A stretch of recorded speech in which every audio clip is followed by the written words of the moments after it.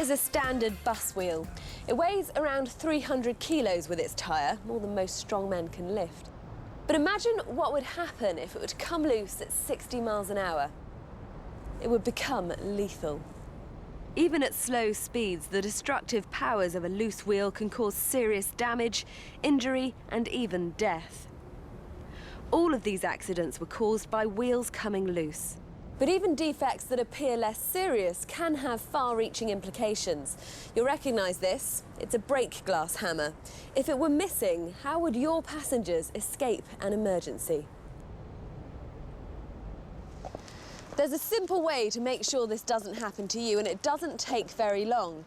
A daily walk-around check. It's absolutely vital for drivers to carry out their daily walk-around checks because it's their first line of defence against ensuring that the vehicles are fit and serviceable on the road and that passengers are protected when they're being carried in their vehicles. It also protects the driver against having any accidents. It doesn't take long, and it puts your mind at ease, at rest. I mean, and it's a very important safety feature. To be honest, I don't even think about doing it. I do it every day, so to me it's just part of the job. The consequences for the operator are that they could have a fleet investigation, and that could result in vehicles being put off the road or action being taken by a commissioner at a public inquiry. And avoiding the nightmare of an accident caused by a defect isn't the only reason to carry out a daily walk-around check. Out on the road, drivers with defective vehicles run the risk of being stopped by VOSA and the possibility of a prohibition, immobilisation, a fixed penalty and points on their licence. The VOSA is also there to help, and this DVD is a guide to daily walk-around checks for drivers and operators to keep their vehicles safe and roadworthy. So we have a coach, we have a bus, and most importantly, we have Jake here from VOSA. Hello there. Hello. Who's going to take us through a walk-around check. Now, Jake, drivers and operators, busy people. How long should a walk-around check take? Well, it shouldn't take long at all. It should only take a short time, especially if it's part of a driver's daily routine. But because we're making a film and we're going to do a demonstration at the same time, obviously it's going to take us quite a bit longer.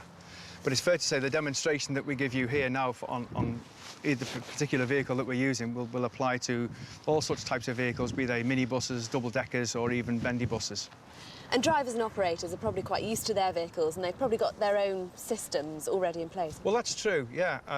The driver will have his own routine, but if operators or drivers want to add any additional things to their walk-around checks, that's fine. That's all well and good. The important thing is that they do the checks and they do them properly. So, Jake, I'm no mechanic, obviously. What kind of things are we going to be looking for? Just for the benefit of the film, we've already done the vital fluids such as fuel, oil, water, screen wash levels and things like that. But what we're expecting the drivers, we don't want them to be mechanics, we don't expect them to be mechanics, but as they carry out their walk-around checks on a daily basis, they will become more and more familiar with their vehicles in any case. So what we're looking for is to make sure that the drivers understand that they need to be looking for things that are defective, things that aren't working properly, things that are missing, and to make sure that the vehicle is in a good roadworthy condition. And are we just looking at statutory items here? No, we'll also be looking at some non-statutory items, things that are fitted to improve driver or passenger comfort and safety, things that can easily be checked, things like centre aisle mirrors or centre marker lights, things which common sense says we should check. So we're going to go with the coach. Yep. Where's the best place to start? The front? Yeah, pretty much, but if we take a few steps back, now what the driver would do is he's walking towards the vehicle once he's been allocated it. He would take a look at the front of it to see how it's sitting, OK? It'd also give him opportunity to stoop down maybe and look underneath to see if there's any fluid or pools that might draw his attention, that might need further investigation. Well, most drivers might want to put their personal gear on board first and then start from the cab. And to be fair, you can do these walk-around checks in any routine you want, but for the benefit of keeping it clear for the film, we'll start on the outside, OK? Righto. But while we're here, we'll check the operation of the door on the mechanism, make sure it works smoothly and opens fully. Right? Well, I'll have to get on? No, no, you've got a nice little job for you. You go around the front there and have a look at the lights, and I'll get in and put the lights on, OK? OK.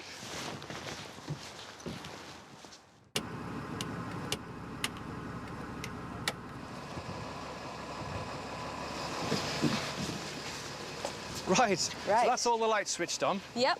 But what I always recommend when I'm talking about walk-around checks on vehicles is that if we adopt a routine and stick with it, then we won't miss anything out. So I always go top, middle, bottom. Right, Okay. seems So logical. starting at the top, there's a marker light. Not all vehicles will have those, but anyway, that one's there to make sure it's lit and working. Working our way down the screen, this corner here, no damage to the glass or bodywork. And most importantly, the driver's mirror. Okay, we're going to look at it, make sure it's secure. Yeah. The reflective surface, is it clean and is it bright so he's able to use it? Working down here, any sign of collision damage, because remember the driver doesn't want to take the blame for someone else's damage that was done last night. So they should report it if it's there. Of course, yeah, because the boss would need to know about it so they can find out how it happened.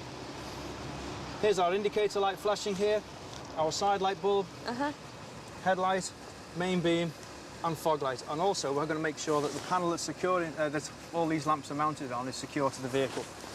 Especially important on coaches and vehicles that are low to the ground is you may get some strike damage where the vehicle's caught the ground. Yeah. There again, the driver needs to make a note of that on his defect card and report it to the boss so that they know it was there before he took the vehicle out.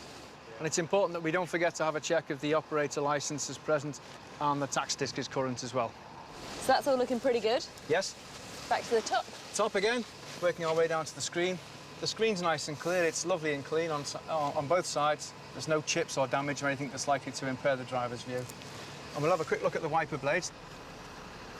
I guess you can't check that they're actually working until you get inside. What we'll do, we're just having a quick look at the condition and the presence of them at the moment and make sure they're secure. We'll check the wipers and washers a bit later on when we get in the driver's seat. OK. OK.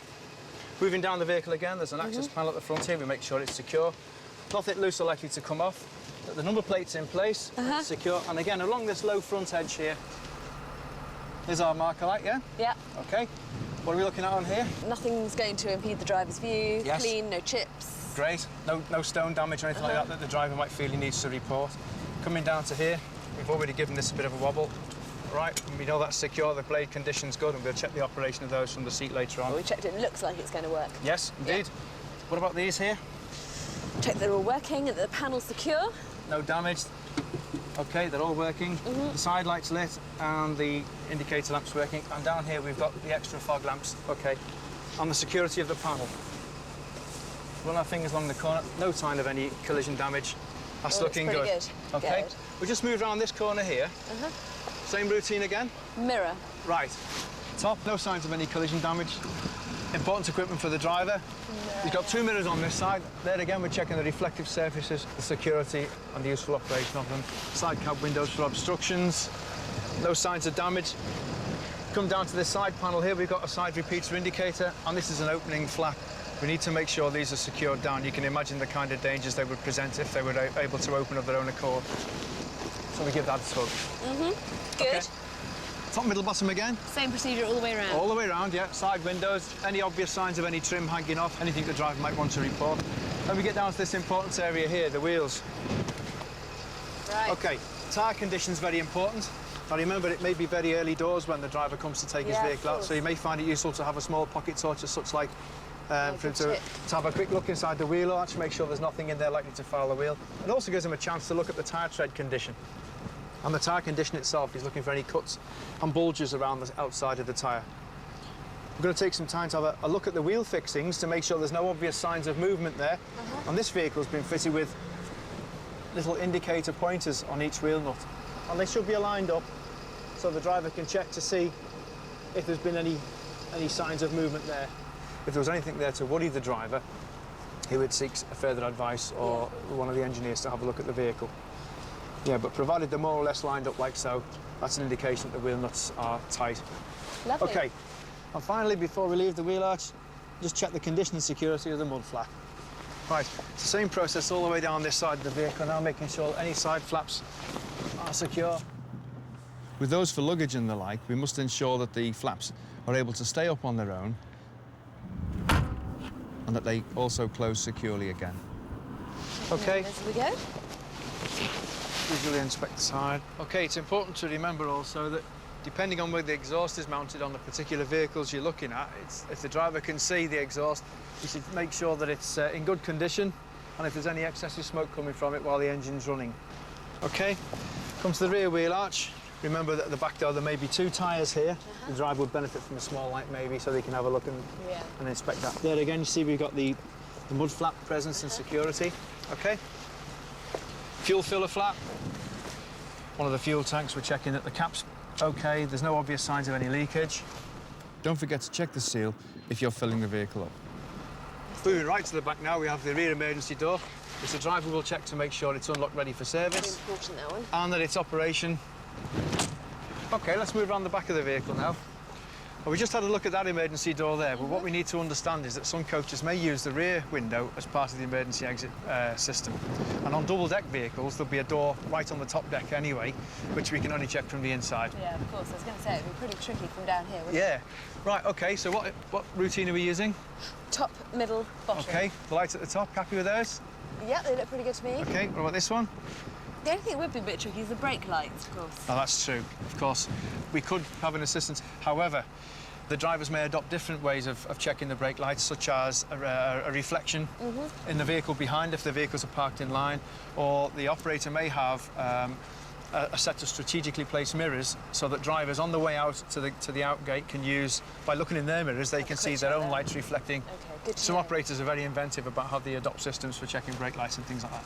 Moving across the back of the vehicle then, we're going to check the security of the rear door. Now, the driver might want to look in there if he's going out on a job where he's going to pick up passengers' luggage. He might want to check the accessibility and the condition of the boot area. Rear number plate lights, condition of the rear number plate. Top, middle, bottom again for the lights. Lights all working nicely. OK. And we're going to adopt exactly the same routine as we did for that side as we make our way down this side. This side, same routine, but on a bus, there would probably be more doors, wouldn't there, and even a disabled ramp. Well, there might be more doors down the side, you're right. So we would just simply incorporate those in our top, middle, bottom check as we make our way down the near side of the vehicle. And disabled ramps is something that you've just mentioned there. You're quite right about that, and it just so happens we have a vehicle here which has the doors and the disabled ramp. So why don't we go and have a look? Good idea, let's do that. Yeah. Well, Sophie, here we are at the front near side corner of the bus. Are. See, we're by the entrance door. Same routine again. Top, middle, bottom. Right, OK. Can you see anything that might be a problem for passengers? Any sharp edges or anything like that sticking out? Yeah, oh, looks pretty good to me, I Yeah, have to looks say. quite nice. So we'll just try the emergency opening button here. Seems to be in good order. Yeah, works fine. And this will be the ramp we were talking about. It is, yeah. And the driver will check this to make sure it works OK. A manually operated type, as you can see. Very straightforward, easy to use, self-explanatory. We're going to examine the anti-slip surface, the high visibility edges. Some vehicles may be fitted with kneeling suspension devices on board. Right. Now, that's the sort of check that the driver might do once he's in the driving seat. So we just pop this back in its recess. There we go, nice and flush. Great. Shall we step aboard? Yeah, Great. ladies first. Thank you.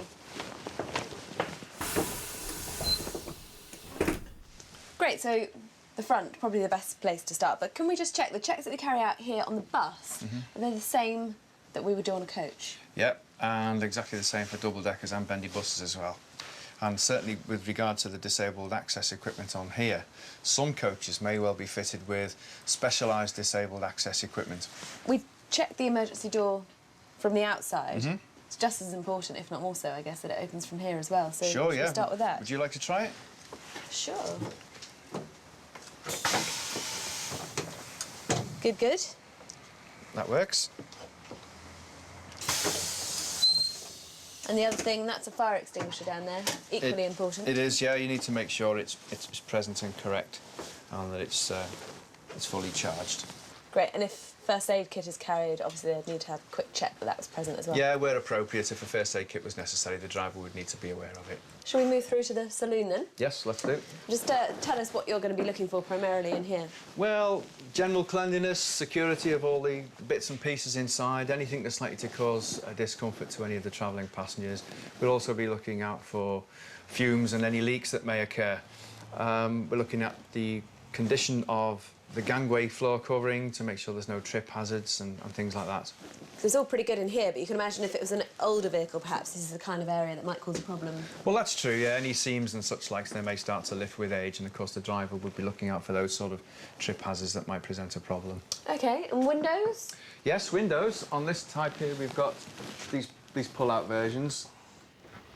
But remember, on coaches, they don't generally have opening windows, so the driver would be aware that he'd need to check the forced air ventilation, and he'd probably need the engine running for that to check that system.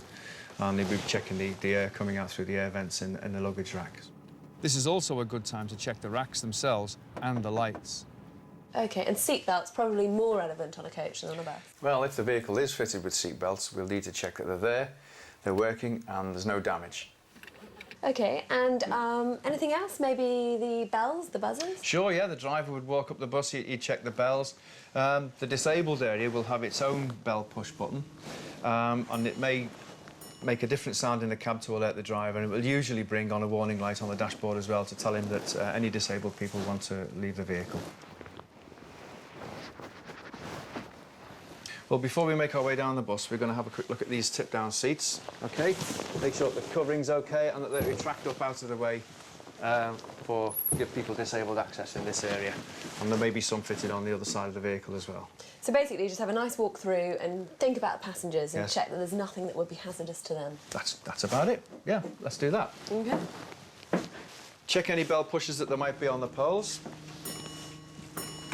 Checking for security of the upright stanchions and the seat backs. Looking at the condition of the fabrics and the seat coverings. No sharp edges sticking out. And don't forget, some vehicles may even be fitted with luggage racks. I know certainly coaches will, but some city buses may be fitted with luggage racks. We'll be checking those for security and also for any sharp edges. OK, most important. Righto. We've got some step edges here, look. Check that's all there. Check that's OK, yeah, nothing's hanging off, nothing, no trip hazards. The high visibility edging is in place, OK? Emergency door. It must be closed properly and securely in the closed position, and we must be able to operate it smoothly and easily like that. Now remember, when this door is operated, there's usually an alarm system or some sort of warning device will alert the driver in the cab that the door's not properly closed or it's been tampered with. Now that might be a buzzer or a warning light or something like that. And is that the same in a coach? Well, a coach will have a warning device in the cab, and that could be a buzzer or just a warning light. OK. OK. Now moving back towards the back of the vehicle again, we're checking the seat cushions, the backs are upright. Any bell pushes on any hand poles. It's also important to remember that we check for the presence of any brake glass hammers that might be required. Another emergency exit here, and this one's quite That's right. interesting because this is very similar to one you would find on a double-decker, isn't it? That's right. It's a full-width window-type door arrangement. Like this one here is a pane of glass which has been modified to work as a door. There again, this will be connected to the alarm device in the cab to alert the driver if there's any tampering or if it's not closed properly. And that'll need to be smooth in operation and again secure closed like that. So that looks pretty good. Closed secure like that. Yeah. So we're happy with everything at the back of the bus. Yes. Time then to make our way back down to the front because we haven't checked the driver's area yet, have No, we? you're right. So let's go and have a look at that. OK.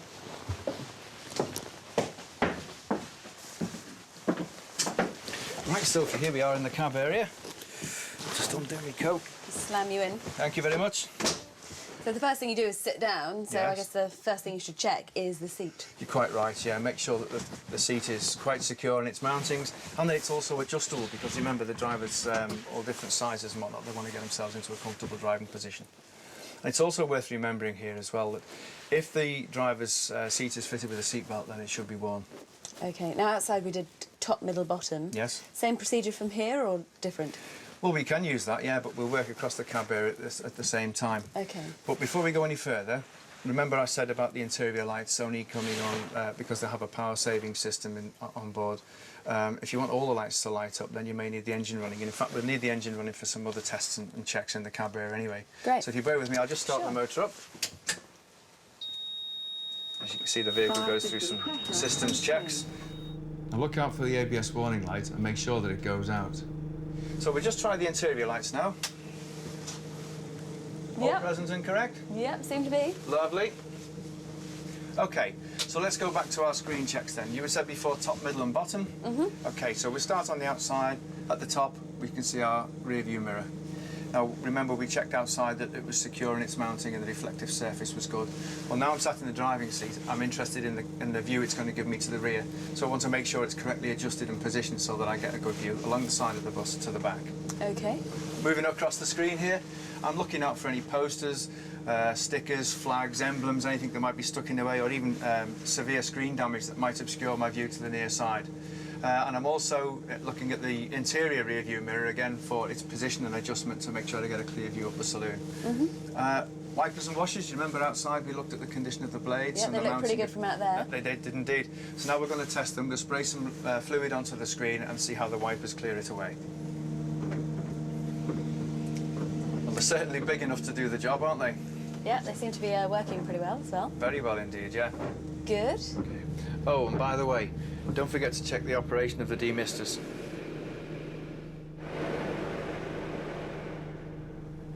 you want to hear the horn? Let's hear it. Right, you ready for this? And that is a good horn. It's definitely a working horn as well. OK, so moving across to the driver's screen area then, we need to take note of the sun visor. Well, the sun visor should be easily adjustable and it should stay where the driver puts it, obviously. Over this side then, still working at the top of the screen, we've got this driver's side rear view mirror. Same rules apply as to the near side one. It's got to be adjustable, it's got to be secure, and it's got to give me a good view to the rear. Now, when we were looking at the ramp a bit earlier, you talked about the kneeling. Is that something you check from there now? It is, yeah. The driver would check the controls from here to make sure that the kneeling operation worked all right. And while we're here, we'll check the operation of the doors. So we just open the door.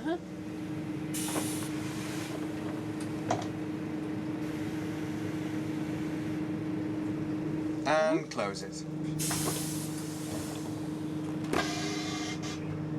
No problems there. Great.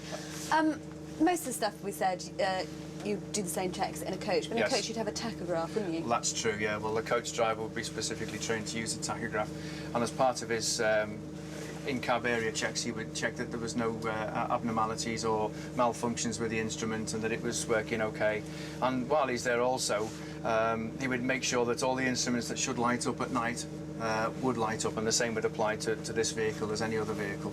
So you just check through your panel there and that all the switches were in working order and lit up? That's right, yeah. You probably find a lot more switches on a coach because there's a lot more functions on there, but the driver would work through the systems checks to make sure that everything that should work would be working.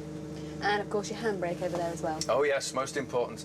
It's got to be secure, there's got to be no air leaks from it, and it's got to remain locked in the on position. OK, quite important.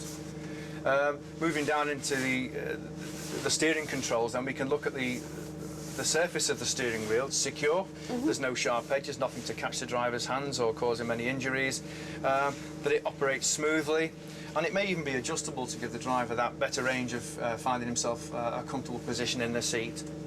OK, moving further down into the cab foot control area, it's important that the cab floor area is uncluttered, there's no rubbish, there's nothing down there, no cables or things hanging down that are likely to impede the driver's foot movements, and also that the brake pedal has a proper anti-slip surface on it, Right, yeah, okay, such as this one's got here.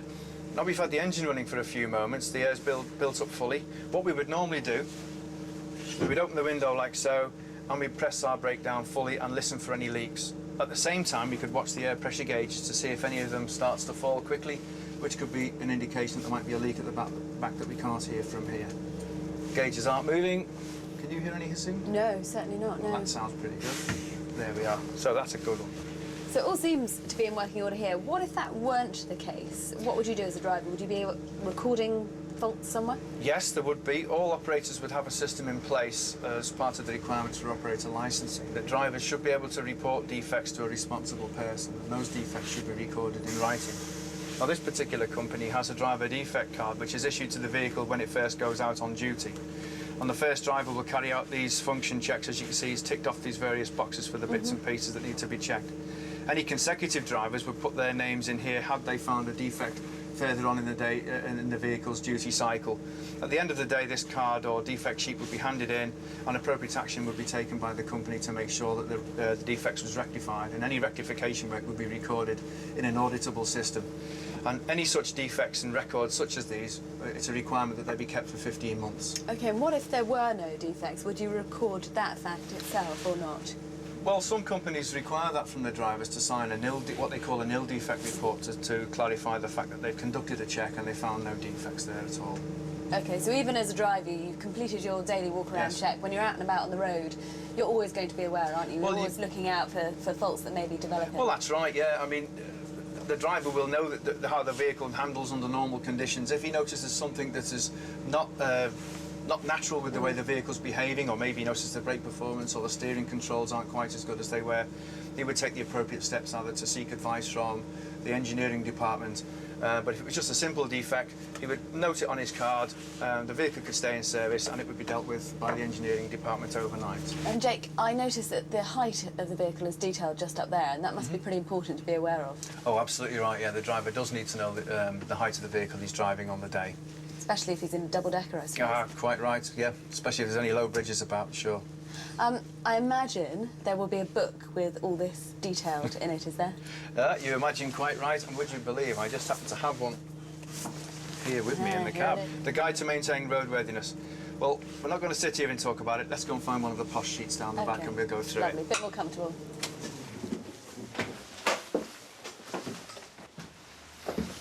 Have a seat, Sophie. Thank you very much. There we go. Oh, I've got two. Oh, you got two, very good. Right, well, there we are. Looks like you've got a lot of information in that. There's a whole load of stuff in here that will benefit operators and drivers alike. And also to help drivers and operators with their walk-around check regime, you can see in the back of this we've got a fold-out section which has all the details of the bits and pieces that we recommend you check as part of your daily walk-around check procedure. Lovely. And if I don't have one of these and I want to get hold of one, how would I do that? Well, you can use the contacts and information section with this DVD, but this is available as a free download from our VOSA website. Brilliant. Jake, thank you so much for a very comprehensive guide to a daily walk-around check. We have gone through it in some detail, haven't we? It's important to remember that it doesn't take very long. No. And a really good way to avoid fixed penalty notices, potential immobilisation and even getting points on your licence, isn't it? Well, that's true, yeah, but remember, all we want to do is travel safely.